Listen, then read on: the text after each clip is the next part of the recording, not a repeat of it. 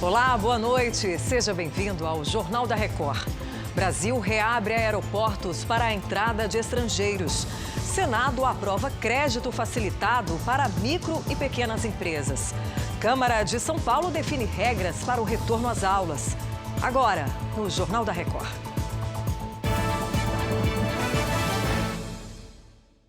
Oferecimento Empréstimo Bradesco. Escolha o melhor para seu futuro hoje.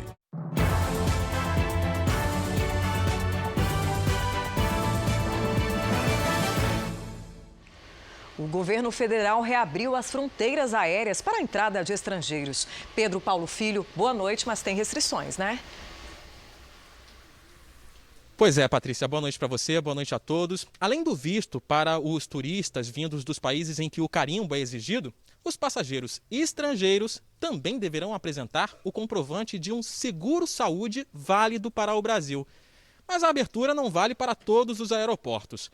Voos internacionais para o Rio Grande do Sul, Mato Grosso do Sul, Paraíba, Rondônia e também Tocantins continuam proibidos. A portaria foi publicada numa edição extra do Diário Oficial. O objetivo é ajudar no estímulo à indústria do turismo. Mas o governo vai continuar seguindo as determinações da Anvisa e manter fechadas as entradas, as chegadas por navios e também pelo transporte rodoviário. Essa proibição vale pelos próximos 30 dias. Patrícia. Obrigada, Pedro, pelas suas informações. E uma nova remessa de 200 respiradores doados pelos Estados Unidos chegou ao Brasil nesta quarta-feira. O repórter Douglas Dias tem os detalhes. Boa noite. Boa noite, Patrícia. A doação que chegou aqui no aeroporto de Guarulhos foi feita por meio de uma agência de desenvolvimento internacional do governo norte-americano. Os ventiladores pulmonares feitos nos Estados Unidos são compactos e de fácil manuseio. Esta é a segunda remessa de respiradores que o governo americano envia. O primeiro lote, também com 200 aparelhos, foi entregue no dia 25 de junho. Essa doação se soma aos mais de 77 milhões de reais que o governo dos Estados Unidos doou para o Brasil para o combate ao coronavírus. Patrícia. Obrigada, Douglas. Vereadores da capital paulista aprovaram em primeira votação o projeto de lei para a volta às aulas nas escolas municipais. A Giovana Rizardo tem os detalhes. Boa noite, Giovana. Oi, Patrícia, boa noite para você, boa noite a todos. A sessão da Câmara terminou agora há pouco. Foram 32 votos a favor e 16 contrários. O projeto de lei que foi enviado pelo prefeito Bruno Covas prevê que os alunos tenham aulas extras de reposição durante o ano e que não tenha a reprovação, que seja uma aprovação automática desses alunos. Também prevê a contratação emergencial de professores para substituir os profissionais que estão no grupo de risco e também a contratação de vagas na rede particular de ensino, caso seja necessário. Essa proposta ela foi encaminhada, foi aprovada em caráter de urgência e agora uma segunda votação deve acontecer na próxima quarta-feira. Patrícia. Obrigada, Giovana. E Minas vai permitir o funcionamento de bares e restaurantes nas cidades que compõem as fases amarela e verde do programa de reabertura. Vamos até lá? Em Belo Horizonte, Virgínia Nalon. Boa noite. Oi, Patrícia, boa noite para você. Olha só, a regra é diferente para os municípios que estão em nível crítico vermelho, vão poder manter os estabelecimentos funcionando apenas para entregas. Essa determinação começa a valer a partir do próximo sábado, dia 1º de agosto. Para funcionar, os comércios vão seguir uma série de recomendações sanitárias para combater a disseminação do novo coronavírus. Minas Gerais tem quase 200 mil casos da Covid-19 e 2.608 mortes. Patrícia. Obrigada, Virgínia. E segundo o Ministério da Saúde, o país tem agora 2.552.265 casos de Covid-19. São 90.134 mortes, sendo que 1.595 foram registradas nas últimas 24 horas. Ainda de acordo com o boletim do Ministério da Saúde, 1.787.419 pacientes estão curados e 675.172 seguem em acompanhamento. 3 cidades do Rio Grande do Sul anunciaram um bloqueio total de atividades. O Vitor Costa tem os detalhes. Boa noite, Vitor. Boa noite, Patrícia. Boa noite a todos. A medida vai ser adotada já no fim de semana. Em Alegrete, São José do Norte e Pedro Osório, o bloqueio total será entre a meia-noite de sábado até às 6 da manhã de segunda, dia 3 de agosto. Nesses locais só poderão funcionar farmácias e clínicas veterinárias em sistemas de teleentrega ou PEG leve. Postos de combustíveis, serviços médicos e transporte por táxi ou aplicativo. Espaços públicos serão interditados. Quem descumprir poderá ser multado em R$ 96, pessoa física, ou R$ 480 no caso das empresas. Patrícia? Obrigada, Vitor. O Senado aprovou a medida provisória que facilita o acesso a crédito para pequenas e médias empresas. Vamos até Brasília com a Nathalie Machado. Olá, Nathalie, boa noite. Oi, Patrícia. Boa noite a todos. Essa proposta agora segue para a sanção presidencial. Os bancos vão emprestar recursos para as empresas com faturamento entre 360 mil e 300 milhões de reais, com condições facilitadas. A ideia é que esse dinheiro ajude na manutenção de empresas durante a pandemia. Microempreendedores individuais também poderão ter acesso a crédito, dando como garantia valores que vão receber de vendas em maquininhas de cartão.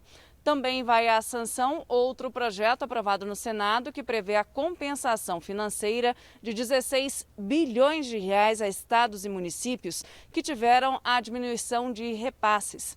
E na Câmara, deputados aprovaram a medida provisória que estabelece regras para o cancelamento e a remarcação de serviços, reservas e eventos dos setores de cultura e turismo. Esse texto agora segue para o Senado.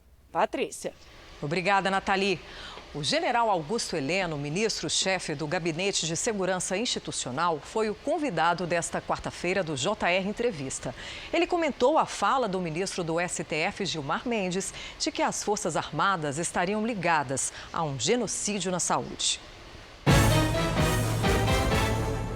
Acusar as Forças Armadas brasileiras de participar de genocídio é de uma infelicidade total, né? Então, o problema não está superado, porque o ministro Gilmar até agora... Faltou o pedido de desculpa? Não falou, nem quero falar em pedido de desculpa, ele pode dizer qualquer coisa. Ele só não pode manter essa posição dele, que a posição é injusta, é inoportuna e é lógico que é ofensiva às Forças Armadas. Então faltou mudar a frase. É problema dele. Agora, o problema não está superado exatamente porque não houve a retratação dele com a verdade. Se o senhor vê com ressalvas ou não a participação de militares da ativa no governo? 4 mil não é muito diferente do que aconteceu nos governos anteriores. Governo Temer, governo Lula, governo Dilma, os números estão aí. Só que sempre falam nesses 6 mil. E, na verdade, a comparação tem que ser com 4 mil. Porque esses 2 mil vão ser para uma missão específica.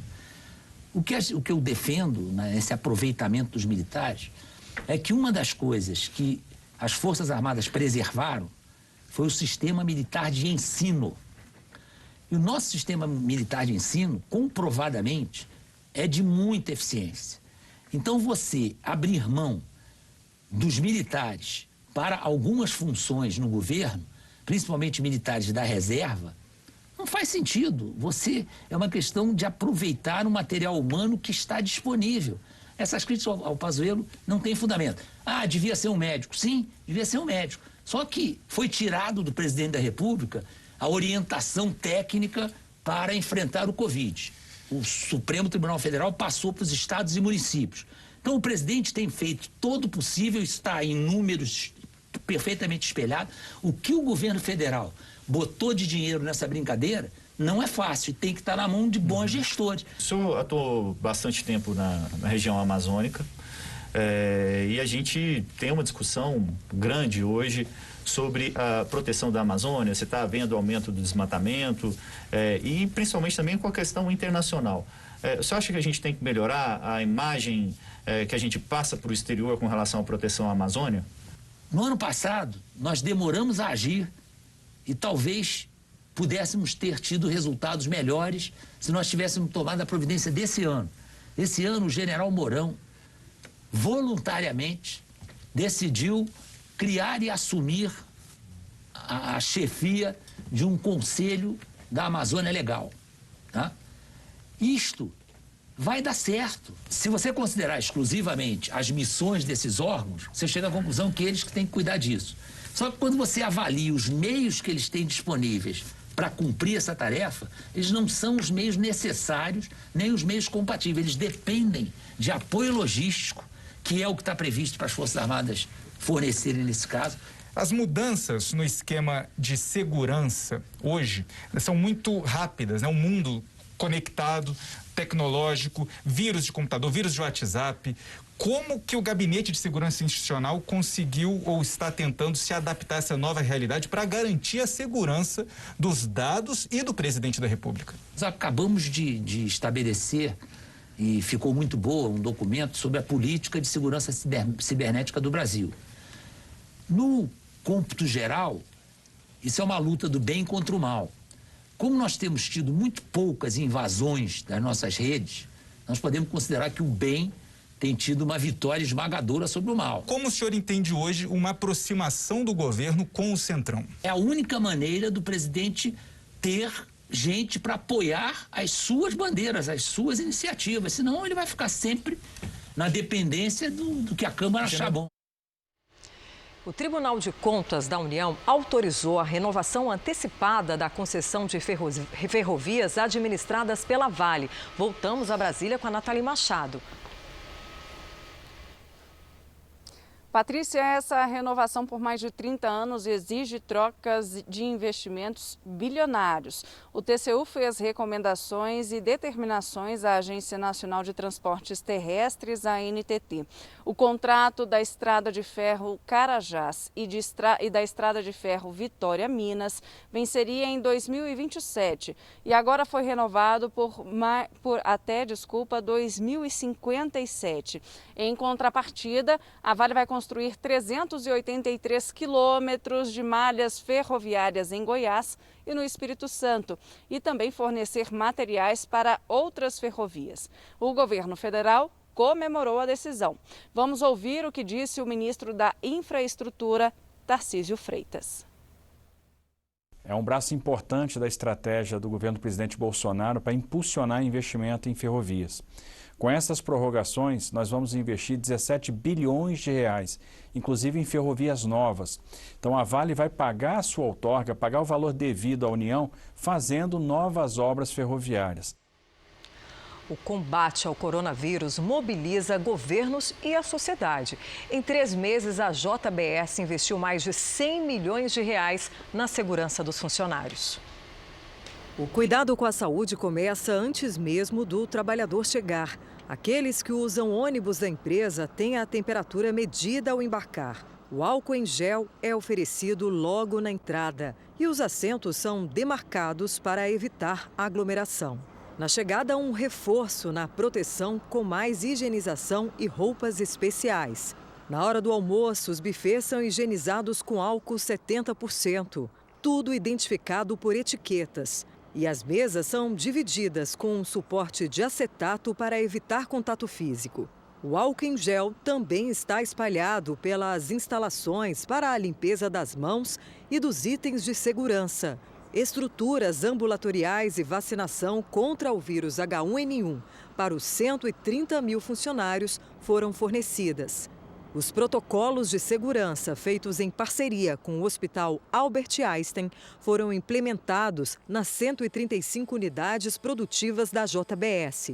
E entre março e junho, 10 mil funcionários foram contratados em todo o país para substituir os trabalhadores que entraram em licença por fazerem parte dos grupos de risco, como grávidas e idosos. A Ásia está em alerta para possíveis novas ondas de Covid-19. A correspondente Cíntia Godoy fala ao vivo de Tóquio. Boa tarde aí para você, Cíntia. Boa noite, Patrícia. Pois é, a situação é preocupante. Aqui no Japão foram mais de 1.260 casos só nesta quarta-feira, o maior número diário desde que a pandemia começou.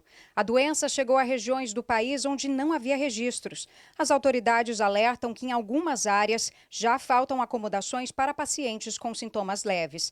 Mesmo com a situação, o governo trabalha para liberar a entrada de chineses no Japão. Hong Kong, a partir desta quarta, fechou praias, academias e restaurantes para conter o avanço de casos. E a China continental registrou mais de 100 novas infecções. Patrícia. Obrigada. E essa edição do Jornal da Record termina aqui. Outras informações no Fala Brasil às 8h45 da manhã. Uma boa noite para você.